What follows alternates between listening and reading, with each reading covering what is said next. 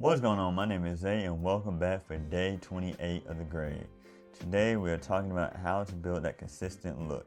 And so now you see we have multiple videos of the same character, all fitting into the same world. So what you want to do to build a consistent look is work within the same power grade that you started the look with. You want to start with your hero shot, color grade that, and then apply that color grade to the other clips and then adjust from there, because you don't want your viewer to see one scene like this and then we see another scene like that.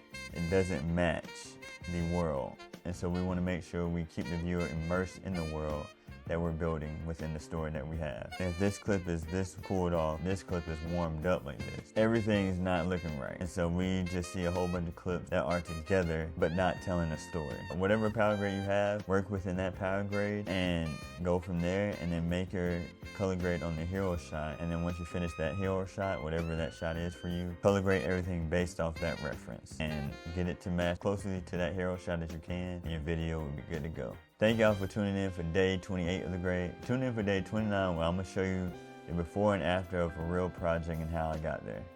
Dude.